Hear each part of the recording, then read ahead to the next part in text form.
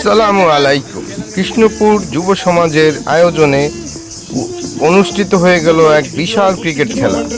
এই খেলা বিবাহিত এবং অবিবাহিতদের মধ্যে অনুষ্ঠিত হয়। অতিথি হিসেবে উপস্থিত ছিলেন এই গ্রামের গণ্যমান্য ব্যক্তিগণ। আম্পায়ার হিসেবে দায়িত্ব পালন করেন ইউরোপ প্রবাসী সালাউদ্দিন প্রধান। প্রথমেই টস হয়। টসে অবিবাহিত দল জয়লাভ করে এবং তারা প্রথমেই বোলিংয়ের সিদ্ধান্ত নেয় এবং বিবাহিতদের ব্যাটিংয়ে পাঠায়। প্রথমেই ব্যাটিংয়ে যাই, ওপেনিং করি আমি আর রুহুল আমিন। বিবাহিত দল প্রথমে 14 বার ব্যাটিং করে 104 রান অর্জন করে। মাঝামাঝি উপস্থিত হন আমার মামা ইকবাল মেম্বার।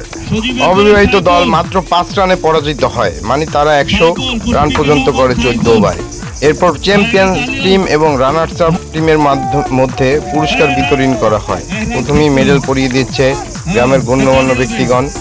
বিজয়ীরা মেহমানদের সম্মানার্থে আমাদের মেডেল তাদেরকে আবার পরবর্তীতে পরিয়ে দেয়। এরপর দেখতে পাচ্ছেন রানার্স আপ টিমের মধ্যে ট্রফি দেওয়া হচ্ছে। এরপর সেই শুভক্ষণ আমাদের চ্যাম্পিয়ন্স টিমের মাঝে চ্যাম্পিয়ন্স ট্রফি হাতে দেওয়া হচ্ছে। চ্যাম্পিয়ন্স ট্রফি নিয়ে আমরা আনন্দে উচ্ছ্বসিত এবং নাচানাচিতে ব্যস্ত।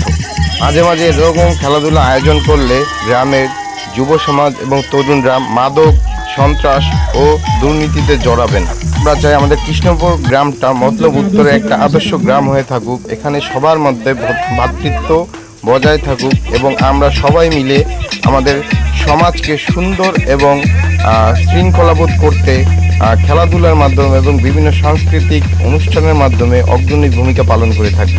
আমরা চাই আমাদের সিনিয়ররাও মানে মুরব্বীরা আমাদের সাথে থাকুক এবং আমাদের সার্বিক কল্যাণ সাফল্য অর্জনে সহযোগিতা করুক।